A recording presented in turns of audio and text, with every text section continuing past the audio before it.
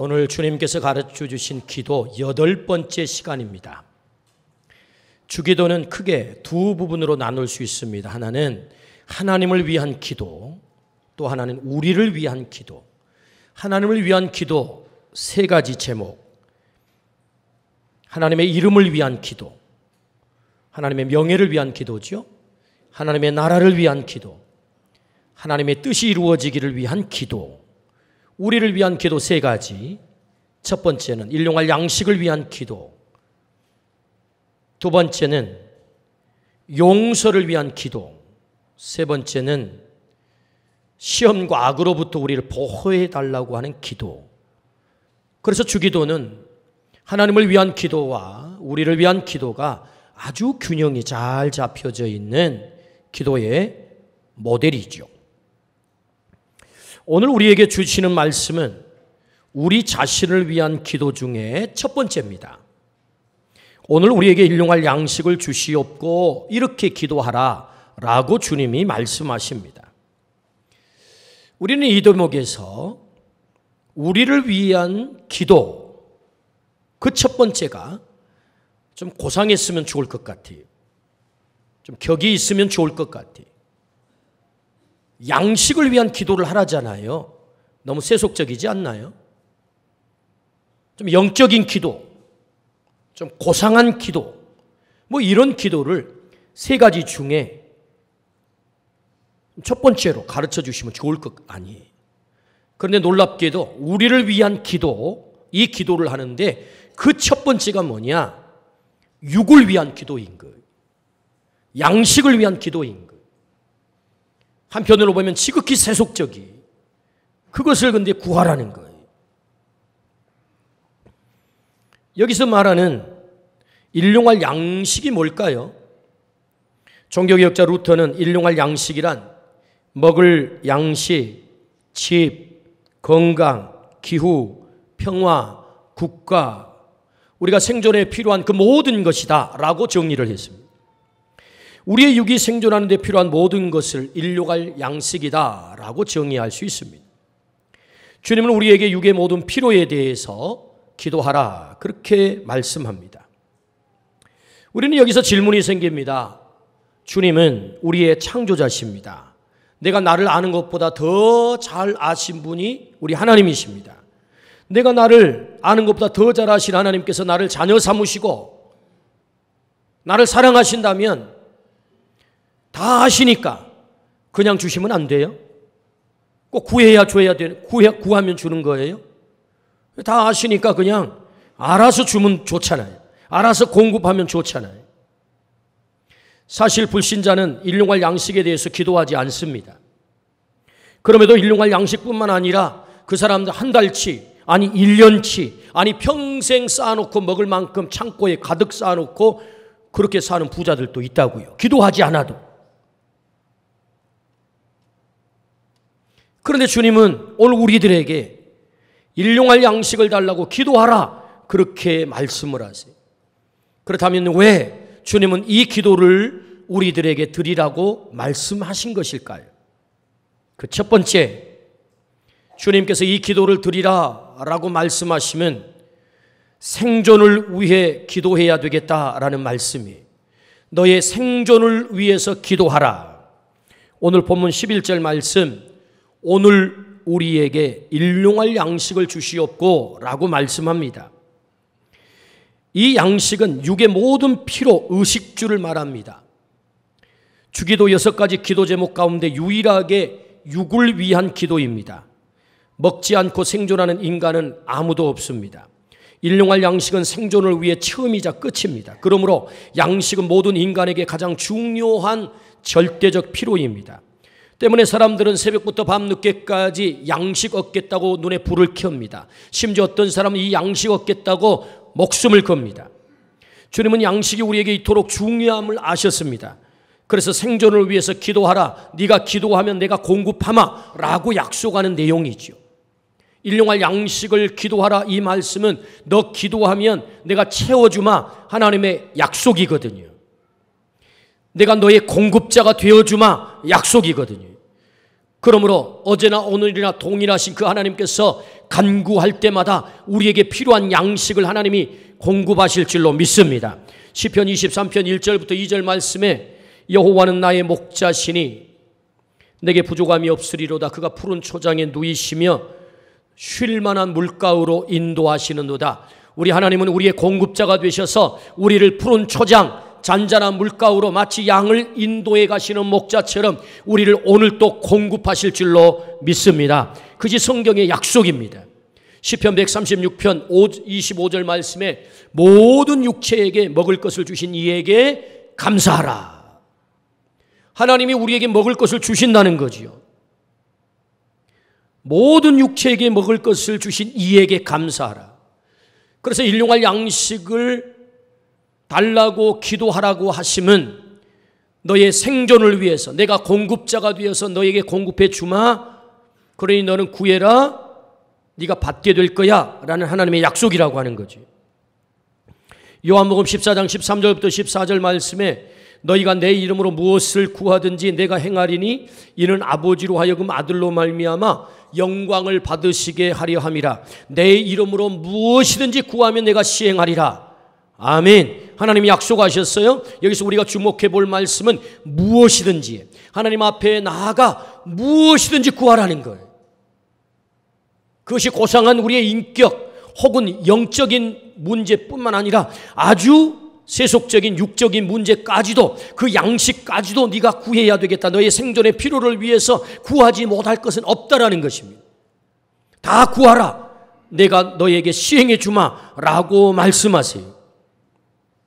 그러므로 오늘 우리가 주님의 가르치심대로 일용할 양식을 위해서 기도해야 될 줄로 믿습니다. 생존을 위해서 기도하라. 내가 너에게 공급해 주마. 하나님 말씀하세요. 그런데 오늘 이 말씀은 여기서 끝나는 게 아닙니다. 한 단계 더 깊이 들어가 보면 왜 일용할 양식을 위해서 기도하라고 하셨을까입니다. 그 첫 번째가 생존을 위한 기도인데 그 생존을 위한 기도라고 하는 의미를 다시 한번 찾아봅니다. 일용할 양식을 위해서 기도하라는 주님의 더 중요한 목표가 있는데 그것은 육의 양식을 통해서 너의 영이 생존해야 되겠다라는 말씀이에요. 여러분 이 말씀의 뜻이 뭐냐면 하나님은 우리를 너무나도 잘 아세요.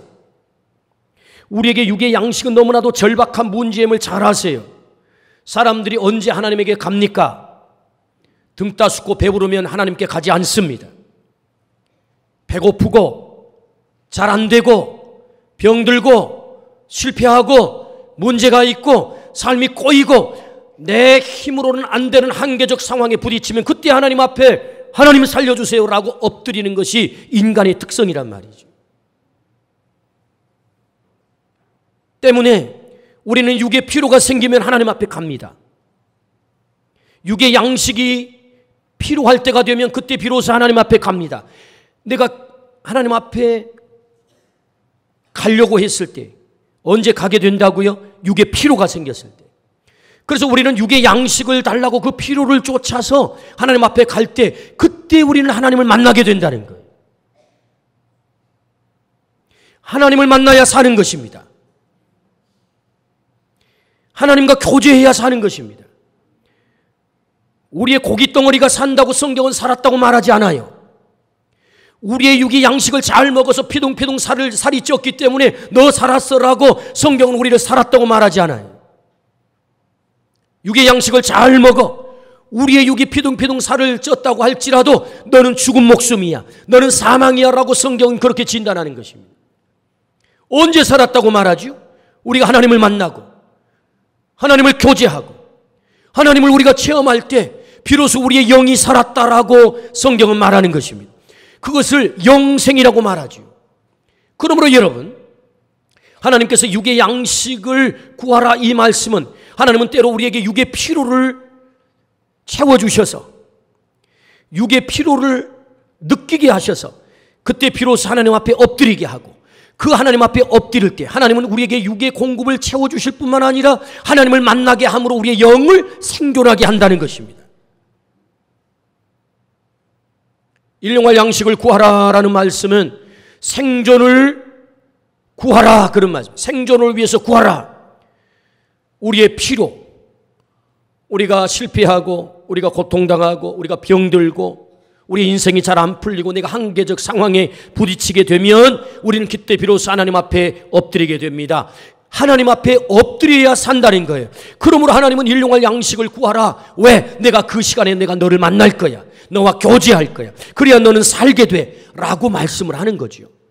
그러므로 육의 양식을 통하여서 영원히 사는 길을 얻기를 주의 이름으로 축원합니다. 하나님 만나야 산다. 저는 이번에 세미나를 다녀왔습니다. 한신교회에서 주최하는 세미나였어요. 훌륭한 강사님들이 오셔서 많은 도전과 많은 가르침을 주셨는데 특별한 책을 선물 한 권 받았는데 오신 분들이 큰 선물한 책이에요. 책 제목이 이렇습니다. 이중표 노래하는 나그네.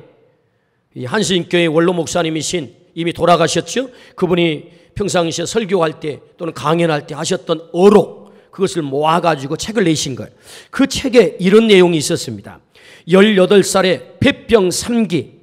그래서 의사는 3개월에서 6개월밖에 살지 못한다라고 진단을 내린 거예요. 그래서 날마다 고통 가운데 각혈을 하면서 살아가는 것입니다. 바짝 말라서 죽을 날만 기다리게 됐어요. 기왕 죽게 되는데 이 고통을 1시간이라도 빨리 덜고 죽으면 좋겠다 생각하고 약을 모았어요. 그래서 약을 털어놓고 죽으려고 하는데 자기가 중학교 시절에 전도자가 쪽복음, 다시 말하면 쪽복음이라면 마태복음 혹은 마가복음 이렇게 한 권의 책만 이렇게 만든 책을 쪽복음이라 그래요. 그걸 주셨는데 그게 누가복음 쪽복음을 받았는데 거기 16장에 그 부자가 지옥불에 떨어가지고 막 고통당하는 장면이 막 환상으로 보여가지고 못 죽었다는 거예요. 그래가지고 약을 먹으려고 그러다가 못 죽고 그렇게 해서 죽을 날을 기다리고 있는데 친구가 심리 떨어진 상석교회에서 부흥성회가 열리게 되는데 너 거기 가면 산다. 이렇게 해서 자꾸 갈 것을 권한 거예요. 그래서 거기 가면 산다라는 친구 말에 찬바람을 맞으며 밤에 부흥집회에 참여하게 된 것입니다. 오신 강사님께서 마태복음 11장 28절 말씀 수고하고 무거운 짐진 자들아 다 내게로 오라 내가 너희를 쉬게 하리라 이 말씀을 가지고 말씀을 전하는데 이 중표 소년의 가슴 속에 이 말씀이 팍 꽂힌 거예요. 그리고 엎드린 것입니다. 하나님 정말로 수고하고 무거운 짐을 진 이놈이 왔습니다. 저를 살려주세요. 엎드려서 기도를 한 거예요. 하나님의 말씀의 은혜를 받았어요. 그리고 그 다음 날부터 새벽 기도를 6개월 동안 안 빠지고 십리길을 그 새벽 찬바람을 맞으면서 계속 출석을 한 거예요. 근데 놀라운 일은 폐가 구멍이 뚫린 그 구멍이 막히게 되고 날마다 각혈을 한 피가 각혈이 그치게 되고 놀랍게도 이 폐병이 당신 3개월에서 6개월밖에 못 산다라고 진단을 내린 이 폐병이 깨끗이 고침을 받았어요. 할렐루야. 그래서 그가 그 육의 필요 폐병을 걸려서 죽을 수밖에 없는 환경 속에 있었지만 그 육의 필요 때문에 하나님 앞에 나가게 되고 하나님 앞에 엎드리게 되고 하나님 앞에 기도하게 되고 하나님을 그 가슴 속에 모시게 드리고 그리고 자신이 살 뿐만 아니라 그의 가족이 구원을 받게 되고 그래서 마침내 그가 서원한 대로 하나님 나 살려주시면 내가 이 몸을 주님께 드리겠습니다. 서원을 했단 말이죠. 그래서 군대를 다녀와서 저 수유리에 있는 한국신학대학에 입학을 하게 된 거예요. 그래서 그가 한신교회를 개척하게 된 것입니다. 왜 한신교회냐? 한국을 신자화하자. 그 약자가 한신교회예요. 큰 꿈과 비전을 가지고 하나님이 이 몸 드립니다 해서 한신교회를 세워서 그 기독교 장로에서는 가장 큰 교회로 강남에서 위대한 하나님의 종이 되어서 사역을 하다가 하나님의 부름을 받았죠. 육의 필요, 일용할 양식은 단순히 먹는 음식만의 문제가 아니거든요. 우리가 생존에 필요한 그 모든 것 때문에 이 육의 필요가 결국 이 중표를 살릴 뿐만 아니라 그 가족을 살리고 많은 성도를 살리고 한국 교회를 살리는 위대한 종이 되게 했다. 할렐루야. 그렇습니다. 일용할 양식을 위해서 기도하라. 왜요? 이 육의 양식을 구하다가 네가 하나님을 만나게 되고 주님과 교제하게 되고 그 하나님을 모셔드려 네가 살 뿐만 아니라 너의 영이 살게 된다. 그러므로 생존을 위해 구하라. 이 말씀이라는 거죠. 우리가 일용할 양식을 날마다 구하여 하나님을 만나는 은혜가 있기를 주의 이름으로 축원합니다. 생존을 위해서 우리가 영에 사는 길은 하나님 만나야 된다라는 말씀이죠. 두 번째, 일용할 양식을 구하라. 우리 주님이 왜 그렇게 말씀하실까요? 그것은 날마다 은혜를 구하라, 그런 말씀이에요. 날마다 은혜를 구하라. 오늘 본문 일용할 양식을 주옵시고 그렇게 말씀하세요. 일용할, 여기 일용할이라고 하는 말에 주목을 해봅니다. 매일 생존에 필요한 필요를 충족시켜주는, 그러니까 날마다 필요를 충족시켜주는 그런 뜻이에요.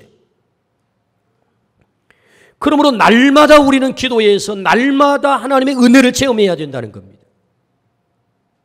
주님께서 이렇게 기도하라고 하셨으면 얼마나 좋았겠어요? 저는 이 말씀을 읽을 때마다 불편한 내용이 바로 이 부분입니다. 참 우리 주님 기도를 가르칠 때 하나님 한 달치 먹을 것을 주시옵고 이렇게 기도하라고 했으면 얼마나 좋았을꼬. 한 달치는 너무 약과죠. 하나님 1년치를 먹을 만큼 풍성하게 주시옵고, 아니면 하나님 평생 먹을 것을 넘치도록 주시옵고, 이렇게 기도하라고 했으면 날마다 기도할 필요도 없이 얼마나 심간 편하겠어요. 창고에 그냥 그득 쌓아진 거 평생 먹을 거 바라보면서 살 수 있으니 말이, 그 얼마나 심간이 편하겠습니까? 그런데 하나님은 주님이 우리에게 기도를 가르칠 때 일용할 양식을 달라고 기도하라, 그렇게 가르쳐 주셨단 말이지. 여기에 주기도를 가르쳐 주신 주님의 깊은 의도가 있습니다. 우리는 날마다 하나님의 은혜가 필요한 사람인 줄로 믿습니다. 날마다 은혜가 필요하다는 거죠. 어제 은혜를 받았지만 오늘 은혜를 받지 않으면 살 수 없다는 것입니다. 작년까지 내가 은혜를 왕창 받았어요. 작년까지 은혜를 받았으면 금년에는 은혜 안 받아도 됩니까? 어제까지 내가 성령 충만했어요. 오늘 성령 충만 안 하면 됩니까? 어제까지 하나님께 깊은 신령한 은사를 많이 받았어요. 오늘 안 받으면 됩니까? 아니라는 거예요. 일용할 양식을 달라라고 기도하게 하시면 날마다 은혜를 받아야 살 수 있다, 그걸 말씀하는 거예요. 날마다 일용할 하나님의 은혜가 네가 있어야 너 사는 거야 라는 말씀이지. 때문에 일용할 양식을 달라라고 기도하게 하시면 매일 하나님으로부터 응답의 체험을 받고야만 너는 살 수 있음을 우리에게 가르쳐 주시는 것입니다. 매일의 은혜를 구하라. 여러분, 매일의 은혜를 구하기를 주의 이름으로 축원합니다. 하나님이 이스라엘 백성을 출애굽시켰습니다. 40년 동안 광야를 인도해 가십니다. 광야의 식량이 뭐죠? 만나입니다. 하나님이 직접 공급하셔서 40년 동안 그 이스라엘 백성을 먹여 살립니다. 만나는 가시와 같다, 하얀 눈과 같다, 그렇게 성경은 표현합니다. 기름 섞은 과자 맛이다, 또 그렇게 표현을 하죠. 40년 동안 이스라엘을 먹여 살린 것이 만나였어요. 만나. 그런데 여러분, 이 만나는요 먹는 규칙이 있어요. 그냥 아무렇게 먹을 수가 없어요. 안식일 전날만 이틀치를 구하고 거두어드리고, 그리고 날마다는 하루치만 거두어드려야 돼요. 만약에 욕심사납게 많이 거둬들이면 다 썩어버립니다. 벌레가 나고요. 그래서 반드시 하루치만 거둬야 돼요. 해가 뜨면 또 사라져버려요. 해 뜨기 전에 얼른 나와서 그 만나를 날마다 거둬들이는 것입니다. 근데 재밌죠? 안식일 전날 이틀치를 구하는 것은 또 안 썩어요. 그러니까 하나님이 정한 방법대로 그들이 하나님의 양식을 공급받아야만 합니다. 이게 날마다 하나님의 은혜를 그들이 광야에 나가 체험하는 거죠. 참 하나님이 해도 너무하십니다. 왕창 거둬들이게 하면 좀 좋겠습니까? 광야에서 어떤 변수가 생길지 아무도 모릅니다. 광야길은요 전쟁터예요. 이스라엘 백성을 하나님께서 인도해 갈 때 전쟁하는 진영대로 인도해 가신 거예요. 그러니까 광야는 마치 전쟁터와 같아요. 여러분, 전쟁터에 어떤 적을 만나 어떤 공격을 당할지 모르잖아요. 불확실한 자리, 불안한 자리. 그럼 안전대책이 필요하잖아요. 최고의 안전대책이 무엇입니까? 식량을 비축하는 겁니다, 여러분. 전쟁 소문 나면 어디부터 쫓아가요? 마트 쫓아가잖아요. 뭐 해요? 라면 잡잖아요. 쌀봉지 잡잖아요. 식량을 비축하는 것입니다. 야, 생존해야지. 여러분, 전쟁에서 가장 안전대책이 뭐죠? 식량을 비축하는 거예요. 근데 하나님께서는 식량 비축 꿈도 꾸지 말라는 거예요. 날마다 가서 거둬들여. 어떤 적이 나타나 너희들을 공격해도 너희들은 날마다 하늘에서 내리는 만나를 먹어야 돼. 식량 비축하지 말라는 거예요. 왜요? 너희들은 날마다 하나님 바라보지 않으면 살 수 없는 족속이야. 날마다 하늘을 바라봐야만 살 수 있는 족속이야. 그걸 무려 40년 동안 훈련을 시킨다는 거예요. 배고프면 하늘 바라봐야 돼. 배고프면 하나님 우리 배고파요 만나주세요 기도해야 되는 거예요. 날마다. 그러므로 여러분, 하나님께서 광야를 통해서 이스라엘 백성이 훈련시키는 게 뭐예요? 날마다의 은혜를 받지 않으면 너희는 살 수 없어를 40년 동안 가르치는 거지. 주님이 왜 일용할 양식을 달라고 기도하라고 말씀하십니까? 너희들은 날마다 하나님의 은혜가 필요한 자들이야. 할렐루야. 그래서 일용할 양식을 구하라는 것입니다. 야고보서 1장 17절 말씀 같이 한번 읽어봅니다. 온갖 좋은 은사와 온전한 선물이 다 위로부터 빛들의 아버지께로부터 내려오나니 그는 변함도 없으시고 회전하는 그림자도 없으시니라. 할렐루야. 하나님은 공급자세요. 오늘 또 하나님은 우리의 공급자가 되시는 줄로 믿습니다. 오늘 우리에게 일용할 양식을 구하라 하시면 오늘 또 하나님은 공급자가 되어줄게 약속인 거예요. 여러분, 이 하나님을 믿으시기를 축복합니다. 성경의 하나님이 아니라, 과거의 하나님이 아니라 오늘 또 살아계신, 오늘 또 내 인생에 필요한 것을 공급해 주신 그 하나님을 바라보라. 그것이 일용할 양식을 날마다 구하라. 하나님의 말씀이. 이 하나님을 신뢰하기를 축복합니다. 공급하시는 하나님, 날마다. 한 단계 더 나아가 보면 이 말씀은 날마다 자족하기를 배워라, 그런 말씀이에요. 일용할 양식으로 인하여 감사하고 만족하십니까? 사실은 이 기도 제목을 면밀히 뜯어보면은요, 이 기도 제목은 정말로 힘든 기도 제목이에요. 우리는 어떻게 기도합니까? 사실은 우리가 엎드려서 기도할 때 뭘 기도하시나요?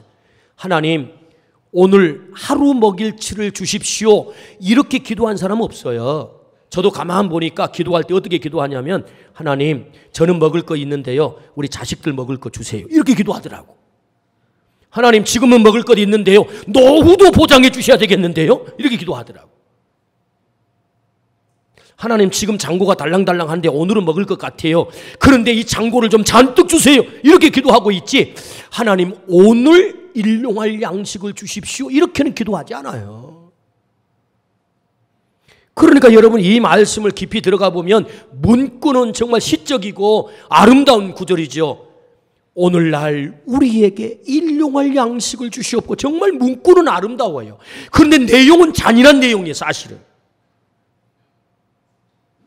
근데 그 기도를 드리라는 거예요. 그럼 뭘 말씀할까요?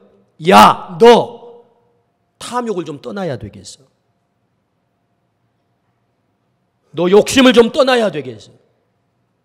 이걸 한 단계 더 깊어가면, 너 오늘 있는 그 양식으로 인하여 너 감사할 수 있어? 내가 너에게 오늘 하루를 먹게 했는데 너 그것 때문에 자족할 수 있어? 이거거든요. 이 기도는요, 하나님, 저로 하여금 자족하게 해주세요. 하나님, 저로 하여금 감사하게 해주세요. 오늘 하루 먹을 양식 때문에 감사하는 삶, 오늘 입을 수 있는 한 벌의 옷 때문에 감사하는 삶, 오늘 외출할 수 있도록 신을 수 있는 한 켤레의 신발이 있는 것으로 감사할 수 있는 삶. 이 시대의 사람들이 왜 불행한 것입니까? 사실은 다 비교해서 불행한 거예요. 30평에 사는 사람은 40평 친구를 보니까 배가 아픈 거예요. 그냥 불행한 거예요. 1000억을 가진 사람이 만족하지 않아요. 2000억을 가진 사람을 보니까 배가 아픈 거예요. 만족이 없는 거예요. 언제 우리는 만족할 수 있죠? 얼마나 가지면 만족할 수 있겠습니까? 오늘 주님께서 일용할 양식을 달라라고 기도하게 하시면, 너 오늘 한 끼에 그 양식으로 인하여 너 자족할 수 있어? 너 그 탐욕으로부터 떠나서 진정으로 감사할 수 있어?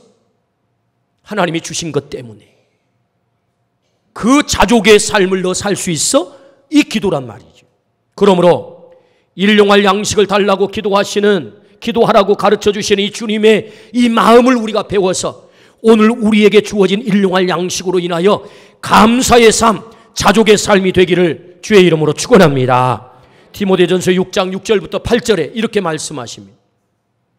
디모데전서 6장 6절부터 8절입니다. 그러나 자족하는 마음이 있으면 경건은 큰 이익이 되느니라. 우리가 세상에 아무것도 가지고 온 것이 없음에 또한 아무것도 가지고 가지 못하리니 우리가 먹을 것과 입을 것이 있은즉 족한 줄로 알 것이니라. 할렐루야. 족한 줄로 알라는 거요. 여러분, 우리가 아무리 많이 가지고 있어도 그 가지고 가지 못합니다. 제가 영락교에서 사역을 할 때 퇴계로에 중앙대 병원이 있어요. 염을 하러 가서 기도를 했어요. 그 염을 하신 분들이 염을 하는데요. 저는 이 수의가 이 주머니가 없는 것을 제가 알게 됐어요. 수의에 뭐가 없다고요? 주머니가 없어요. 주머니. 담고 가지 않는다 그 말이죠. 그런데 저는 돈을 가지고 간 사람을 봤어요. 세상에 이 염을 하신 분이요. 다 옷을 입혀놓고 이 돌아가시 입을 쭉 벌리더니 근데 쌀을 한 줌 딱 입어놓은 집에 넣는 거 입에다가. 왜 그걸 넣습니까? 그랬더니 설명을 하기를 가다가 식량하라고. 그러더니 또 한 번 입을 떡 버리더니 10원짜리를 갖다가 윗이빨과 아랫이빨 사이에 딱 껴가지고 입을 딱 닫는 거예요. 그래서 제가 궁금해서 또 물어봤죠. 그거 왜 넣습니까? 노잣돈 하라고. 10원이 노잣돈이래. 그래서 저는 돈 가지고 간 사람 처음 봤어요. 돈도 가지고 가는구나. 10원짜리밖에 못 가지고 가는구나. 여러분, 우리가 가지고 갈 수 없어요. 성경 그러잖아요. 우리가 세상에 아무것도 가지고 온 것이 없음에 또한 아무것도 가지고 가지 못하리니 우리가 먹을 것과 입을 것이 있은즉 족한 줄로 알 것이니라. 할렐루야. 일용할 양식을 구하라 하시는 주님의 이 기도는 자족을 배우라는 거지요. 탐욕을 떠나 자족을 배우라. 누가 행복할 수 있습니까? 감사의 사람이 행복하는 것입니다. 어떤 사람에게 행복의 문이 열립니까? 자족의 삶, 감사하는 사람에게 행복의 문이 열릴 줄로 믿습니다.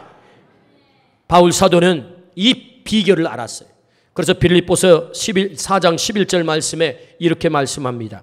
내가 궁핍함으로 말하는 것이 아니라 어떠한 형편이든지 나는 자족하기를 배웠노라. 바울 사도는 어떻게 자족을 배웠지요? 4장 13절 말씀에 이렇게 말씀합니다. 내게 능력 주시는 자 안에서 내가 모든 것을 할 수 있다. 내게 능력 주시는 자가 누구예요? 예수 그리스도를 내 안에 모시고 내가 예수 그리스도 속에 들어갔더니 내 삶에 만족이 찾아왔다는 거죠. 내게 능력 주시는 자 안에서 내가 모든 것을 할 수 있다. 내가 가난해도 감사할 수 있고 내가 부족해도 감사할 수 있고 내 형편이 어려워도 감사할 수 있고 자족하기를 배웠노라. 오늘 우리 모두가 자족하기를 배우기를 주의 이름으로 축원합니다. 일용할 양식을 구하라. 그 말씀은 날마다 은혜를 구하라는 것이고 우리는 은혜 없이 살 수 없다는 주의 말씀이고 뿐만 아니라 자족하기를 배우라고 하는 주님의 말씀인 줄로 믿습니다. 세 번째, 왜 우리에게 일용할 양식을 구하라고 말씀하신가요? 우리의 양식을 구하라 그렇게 말씀하세요. 오늘 본문 11절 한번 보겠습니다. 같이 한번 읽어봅니다. 시작. 오늘 우리에게 일용할 양식을 주시옵고 라고 기도하게 하십니다. 여러분, 주님이 우리에게 기도를 가르칠 때 나의 양식을 주시옵고 라고 기도하라고 하지 않고 우리에게 일용할 양식을 주시옵고 라고 기도를 가르칩니다. 그럼 그 뜻이 뭐죠?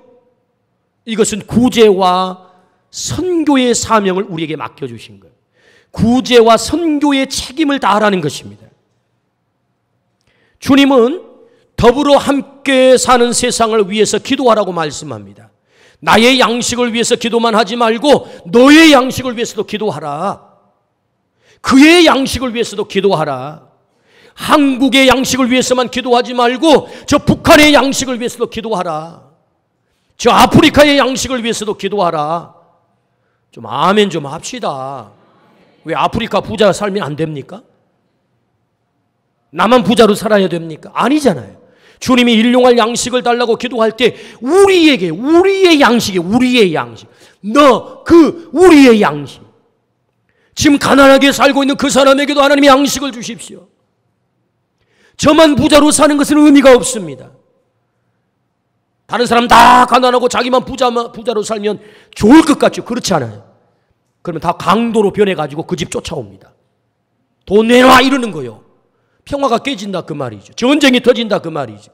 여러분, 프롤레타리아 혁명이 뭡니까? 잘 사는 사람은 사니까 가난한 사람들이 혁명을 일으킨 거예요. 콜롬비아 대학 교수이신 경제학자 조지프 스티글리츠라고 하는 사람이 있어요. 그분이 이런 글을 쓰셨습니다. 미국 최상위 1%가, 미국이 3억이 넘죠, 인구가. 예를 들면 3억이라고 했을 때 30만 명을 말합니다. 1%면.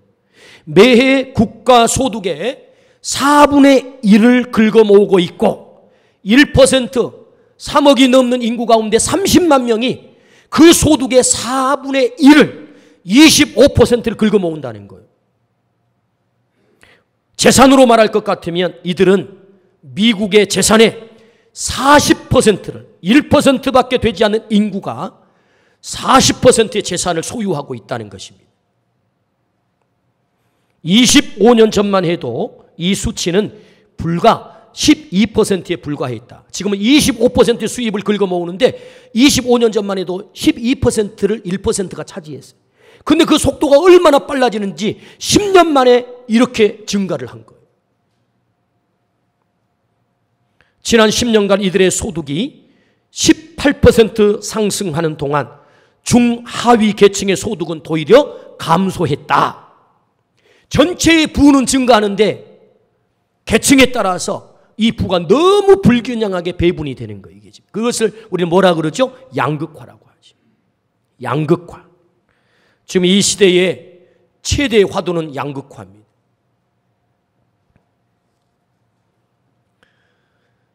야후 회장이신 손정희 회장님께서 얼마 전에 인터뷰에 이런 얘기를 했어요.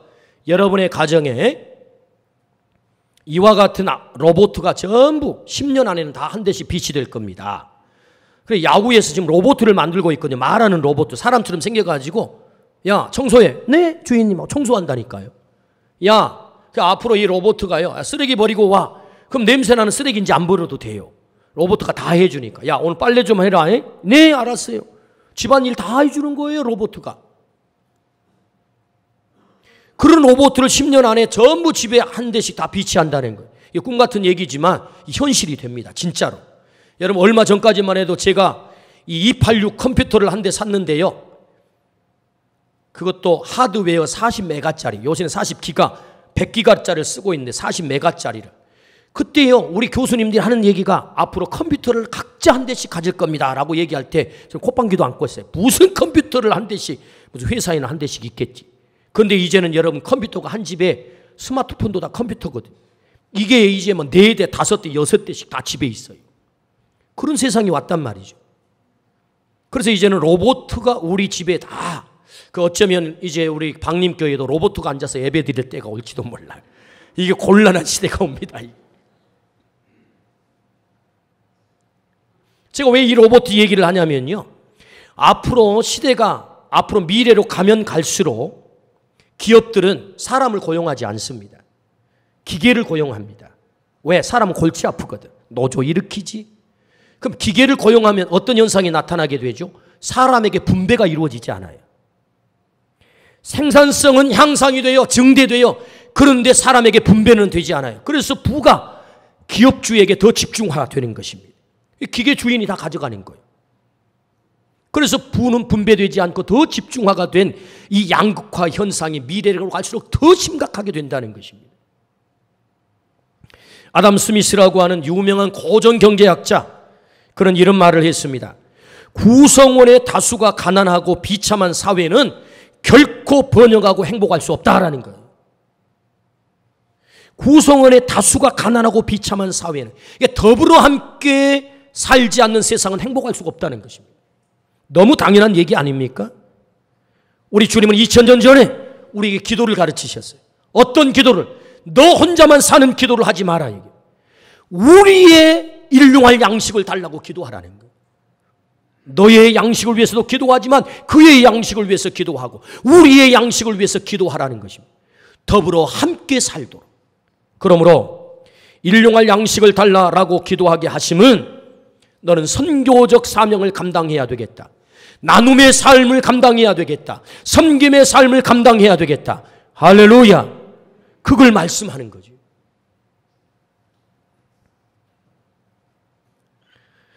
누가복음 16장 말씀에 보면 예수님께서 비유를 하시는데 부자와 나사로의 비유를 하세요. 부자는 날마다 호화로이 잔치를 벌이면서 즐겁게 모든 것을 즐기며 사는 것입니다. 그 문간에 거지 나사로가 밥 한 술 주세요 라고 병들어서 밥을 구걸하는데 이 부자는 이 나사로에게 아무 관심이 없어요. 공교롭게 그날 밤 같이 죽습니다. 근데 주님께서 이 비유의 결론을 어떻게 하십니까? 부자는 지옥에 떨어졌고 그리고 나사로는 천국에 갔다는 것입니다. 근데 이 비유를 전체적으로 끝까지 읽어봐도 왜 부자가 지옥 갔는지를 설명하지 않아요. 예수님을 믿었기 때문에 나사로가 천국 갔다 이런 얘기가 없어요. 물론 성경에서는 예수님 믿어야 천국 갑니다. 그런데 이 비유에서 예수님이 말씀할 때 예수님 믿었기 때문에 천국 가고 예수님 안 믿었기 때문에 지옥 갔다 이런 얘기가 없어요. 그러면 유일하게 지옥 간 기준이 뭐냐? 천국 가고 지옥 간 기준이 뭐냐? 그것은 이 부자가 가난한 자에 대한 관심을 갖지 않았다는 거예요.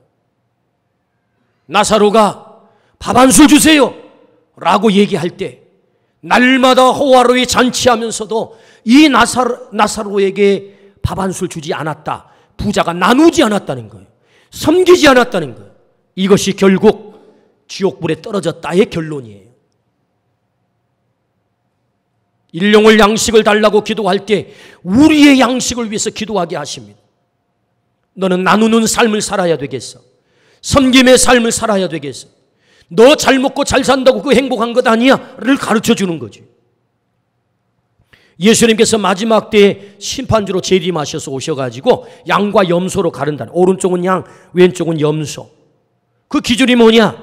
이렇게 말해. 오른쪽에 있는 양들에게 내가 헐벗고 굶주리고 옥에 갇히고 병들었을 때 너희가 먹을 것을 주었고 찾아보았고 돌아보았고 그리고 옷을 입혀주었다. 그러자 이 양들이, 의인들이 얘기하기를 언제 우리가 주님에게 그렇게 했습니까? 아니야, 여기 지극히 작은 자에게 한 것이 곧 내게 한 것이라는 거예요. 너희들은 저 영생에 들어갈 거야. 그리고 왼쪽에 있는 염소들에게 말합니다. 내가 헐벗고 굶주리고 배고프고 그리고 옥에 갇혔을 때 너희가 나를 돌아보지 않은. 언제 주님이 그러셨나요? 만약에 주님이 그랬다면 우리가 당장에 가서 다 했죠. 여기 있는 지극히 작은 자에게 한 것이, 하지 않는 것이 곧 내게 하지 않는 것이다. 우리 아멘 하십시다. 나누지 않았다는 거죠. 우리의 양식을 구하지 않았다는 겁니다. 일용할 양식을 달라고 기도하라고 주님이 가르쳐 주셨어요. 어떤 일용할 양식이요? 우리의 양식. 우리가 더불어 함께 살아가는. 그래서 나의 양식도 기도하지만 그의 양식을 위해서 기도하고 너의 양식을 위해서 기도하고 그래서 그의 양식과 너의 양식을 나의 양식으로 나누는 삶을 살라.